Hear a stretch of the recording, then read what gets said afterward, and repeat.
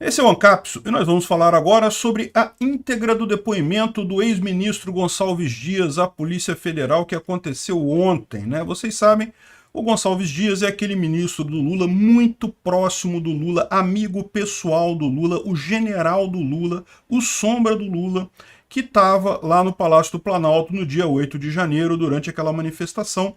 E ele evidentemente foi chamado a prestar depoimento e, como esperado, ele tentou jogar o problema para outras pessoas. Vamos entender exatamente o que ele disse aqui no depoimento dele para a Polícia Federal, porque isso é muito importante. Revela um monte de contradições. A maior parte das contradições a gente já sabia, que tem aquele papo que o Lula falou que não tinha visto as imagens, que o Congresso, que não podia mostrar as imagens e não sei o que lá. E no final das contas ele falou que já tinha enviado as imagens para o Flávio Dino. Vamos ver como é que foi o depoimento dele. Essa notícia foi sugerida por Confia é Gado Demais, Dino Comeu Toda a Picanha e várias outras pessoas. Obrigado aí ao pessoal que sugeriu a notícia. Obrigado a você que está assistindo o nosso vídeo. Se você gosta do nosso conteúdo, por favor, deixe o seu like e se inscreva aqui no canal, né? Pois bem, aqui a CNN trouxe para a gente a íntegra do depoimento do ex-ministro à Polícia Federal, né? E daí o que ele disse é o seguinte: ouvido inquirido a respeito dos fatos investigados, ele disse aqui, deu o depoimento dele, que, enfim, que era o ministro do Gabinete de Segurança Institucional, que foi nomeado em 1º de janeiro, coisa e tal, coisa e tal. E, segundo ele, não havia nenhum aviso de emergência para o dia 8 de janeiro, né, que ele soubesse, não tinha nenhum lá no GSI. Isso daqui é uma coisa que a gente tem que anotar com muito cuidado. Por quê? Porque, tal como aconteceu com o Flávio Dino foi apresentado para ele o aviso que saiu sim da ABIN, dizendo que haviam perspectivas de coisas violentas no dia 8 de janeiro. Então ele está dizendo que não sabia, não havia nenhum aviso, nenhum alerta para isso daqui no dia 8. E lembra, isso daqui é um depoimento formal dele para a polícia. Isso aqui é uma coisa que, se ele estiver mentindo, vai complicar bastante a vida dele, né? Ele fala que o GSI não é responsável pela questão dos acampamentos militares, das manifestações nos acampamentos militares. Aqui ele já dá a primeira enrolada dele, porque ele falou inicialmente que não recebeu nenhum relatório dizendo que seriam atos violentos no dia 8, mas aqui ele já fala aqui, ó, que as mensagens do dia 8 pela manhã constavam pessoas fazendo discursos exaltados ameaçando invadir prédios públicos da República, mas que o compilado de mensagens não pode ser considerado tecnicamente um relatório de inteligência para a produção de conhecimento para assessorar a decisão do gestor. Ou seja, já ficou estranho aqui, né? Ele disse que não tinha nenhum aviso e agora não tinha mais, não era só por um aviso informal, né? E não sabe informar se a BIM levou em consideração essas informações, e aí que tá, né? Porque lembra que a BIM, que fica debaixo do GSI, ela tinha mandado alertas para o Flávio Dino, para o governo do Distrito Federal, alertando sobre tentativas de golpes violentos, de manifestações violentas no dia 8, né? Que disse que no dia 8 do dia 6 ao dia 8 do 1, houve uma adoção do Plano Escudo, dentro do nível de criticidade avaliado pela Secretaria de Coordenação de Segurança subordinada ao GSI, do general Feitosa. Ou seja, aqui a gente vê a primeira coisa que ele faz, de já tentar jogar isso para o pessoal que veio do Bolsonaro. Ah, foi o general Feitosa, que era da equipe dele na época, que tomou essa decisão, né? Isso aqui já fica estranho, porque lembra, ele é o chefe, ele que tem que ele é o responsável de qualquer forma. Se ele discordava da opinião do general Feitosa, por que ele não falou isso? E se ele concordava com a opinião do general Feitosa, por quê? Enfim, que o efetivo regular de agentes do CSI é importante verificar com o general Feitosa, que era o responsável. Aliás, eu não sei se esse general Feitosa ainda está no GSI ou fez parte daquele grupo que foi retirado pelo Lula, né? Lembra que logo depois do dia 8 de janeiro, o Lula exonerou um monte de gente do GSI, né? Que no dia 8 do 1, ao perceber a ineficiência das forças de segurança distritais, solicitou reforço por volta das 14h50 ao efetivo do Comando Militar do Planalto. E que o coronel Garcia, que é o chefe de segurança das instalações, que havia não sei quantos agentes lá na coordenação de segurança, coisa e tal. Ou seja, ele botou um monte de nome de gente aqui nessa história, agora esse pessoal todo vai ter que ser chamado também para prestar os esclarecimentos por parte deles, né, para se esclarecer exatamente o que aconteceu aqui, né.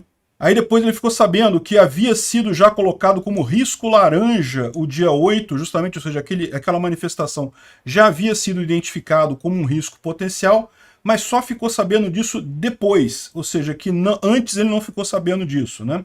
O que é um certo contrassenso, porque ele fala que esse nível laranja foi designado pelo Centro Integrado de Controle lá de Brasília, né?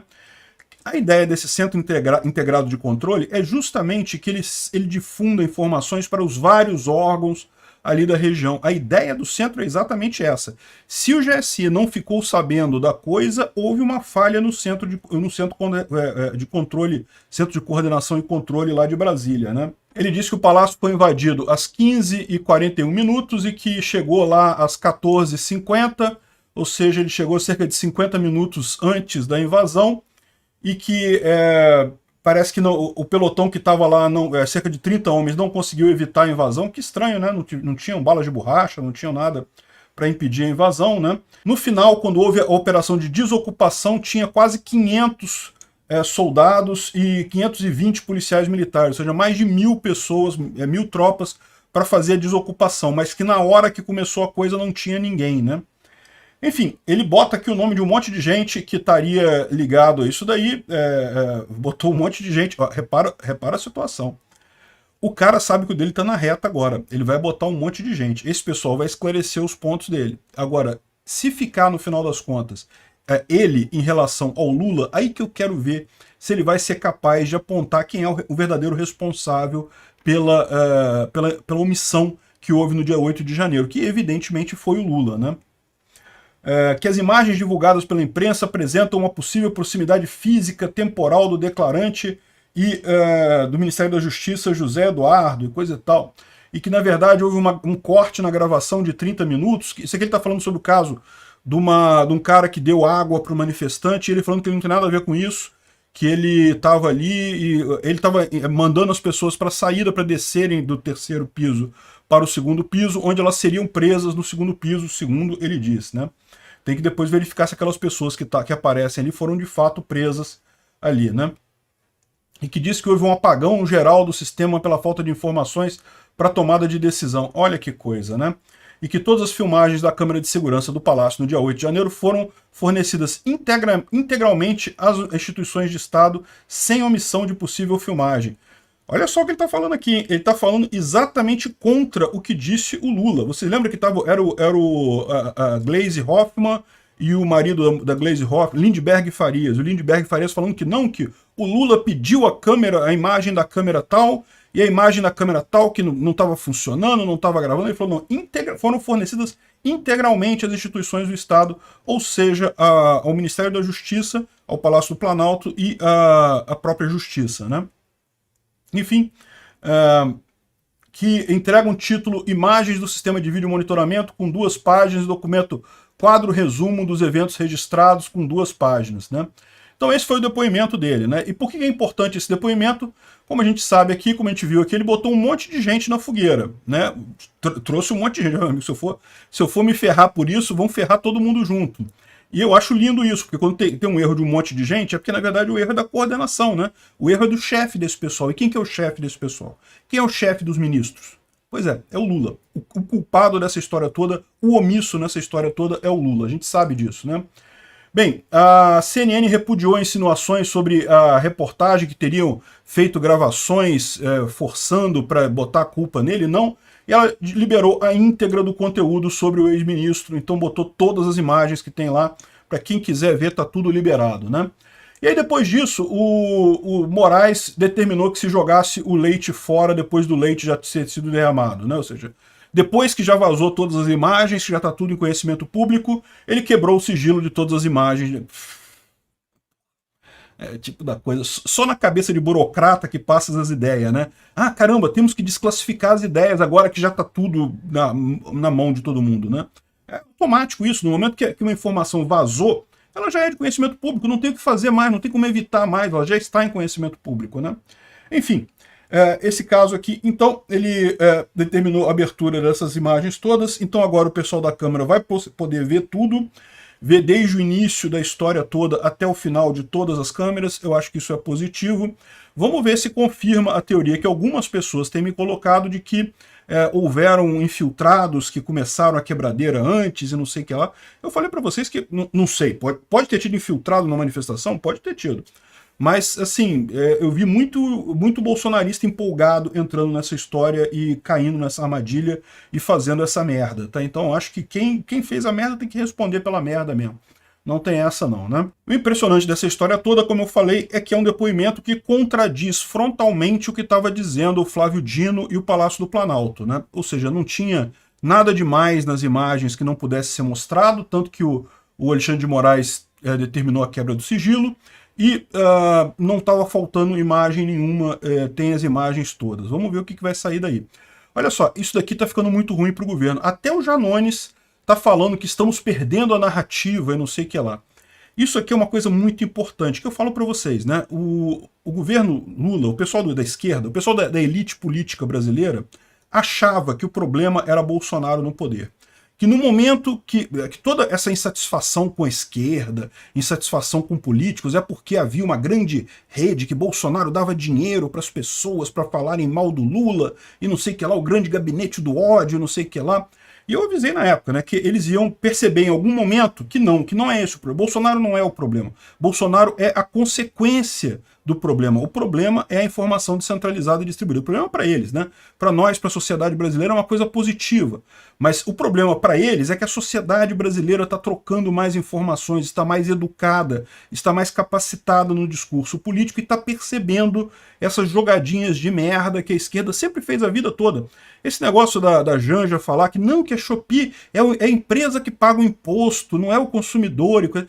Isso daí sempre a esquerda usou esses truques idiotas a vida toda para tentar engrupir os otários com isso, entendeu? Só que agora, com a informação descentralizada, fica mais difícil para eles. Então o que o Janones está preocupado é que ele está falando que não, que o governo fez muitas coisas boas, fez porra nenhuma, o governo não fez nada, cara. Mas que a gente está perdendo a narrativa. Perdendo para quem? Lembra, Bolsonaro não está mais no poder, não tem ninguém com dinheiro na direita mais. Todo mundo que tinha dinheiro na direita, que tinha poder de financiamento, grandes empresas e coisa e tal, tá todo mundo apavorado de dar dinheiro, porque por motivo óbvio. Como é que vai dar dinheiro agora, né? Os últimos que fizeram isso com as manifestações lá nos quartéis, está todo mundo preso ou tomando processo na cara. Então, não tem dinheiro, não tem nada. E aí, como é que estão perdendo a narrativa? Para quem, Janones? Para quem que vocês estão perdendo a narrativa? É isso que eu falo. Esse pessoal não percebeu ainda o tamanho da revolução que está acontecendo. Tá? O ponto aqui é exatamente esse. Eles estão começando a perceber o problema que eles têm, que não precisa um líder na direita ou uma pessoa para ditar o que é para fazer, coisa e tal. O que eles estão enfrentando é a própria população brasileira, no final das contas. Eles ainda contam com uma parte da população que é menos educada politicamente, que não interage politicamente, mas o resto dessa população, meu amigo, eles vão ter que enfrentar e eles não conseguem ganhar, não. Obrigado por assistir o vídeo até o final. Além de curtir, compartilhar e se inscrever no canal, considere se tornar patrocinador com valores a partir de R$ 1,99. Clique no botão Seja Membro abaixo para saber as condições e vantagens de patrocinar o canal. Mais informações sobre o nosso projeto, visite nossos sites indicados na tela.